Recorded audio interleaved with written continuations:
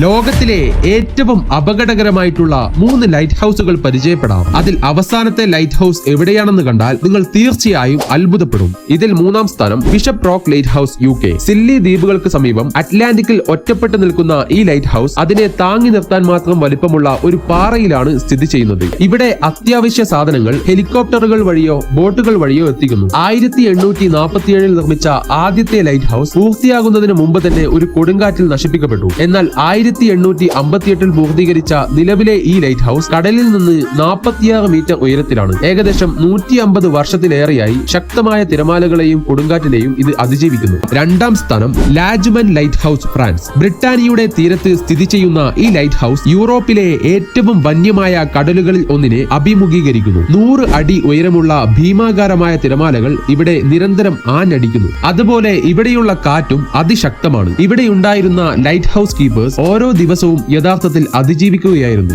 1-ാം സ്ഥാനത്ത് ആരാണെന്ന് അറിയുന്നതിന് മുമ്പേ ചാനൽ ഒന്ന് സബ്സ്ക്രൈബ് ചെയ്യാനും ലൈക്ക് ചെയ്യാനും മറക്കല്ലേ. ഇതിൽ 1-ാം സ്ഥാനം റിട്രാങ്ങർ ലൈറ്റ് ഹൗസ്, ഐസ്ലാൻഡ്. വടക്കൻ അറ്റ്ലാന്റിക് സമുദ്രത്തിലെ ഒരു കൂർത്ത കടൽപ്പാറയിൽ സ്ഥിതി ചെയ്യുന്ന ഒരു ലൈറ്റ് ഹൗസ് ആണിത്. 1939 ഒരു ഹെലികോപ്റ്ററിൽ കയറുകളിൽ തൂങ്ങിയാണ് ഈ മൂർച്ചയുള്ള പാറയിലെ ലൈറ്റ് ഹൗസ് നിർമ്മിച്ചെടുത്തത്. നിരന്തരം ആഞ്ഞടിക്കുന്ന തിരമാലകളും മൂടൽമഞ്ഞും കൊടുങ്കാറ്റും കൊണ്ട് ചുറ്റപ്പെട്ട 36 മീറ്റർ ഉയരത്തിലുള്ള ഈ ലൈറ്റ് ഹൗസിൽ അറ്റകുറ്റപ്പണികൾക്ക് പോലും തൊഴിലാളികൾക്ക് മിനിറ്റുകൾ മാത്രമേ അവിടെ നിൽക്കാൻ കഴിയുകയുള്ളൂ. അത്രയും അപകടകരമാണ്. ഇതിൽ നിങ്ങളുടെ അഭിപ്രായങ്ങൾ എന്തൊക്കെയാണ്? കമന്റ് ചെയ്യൂ.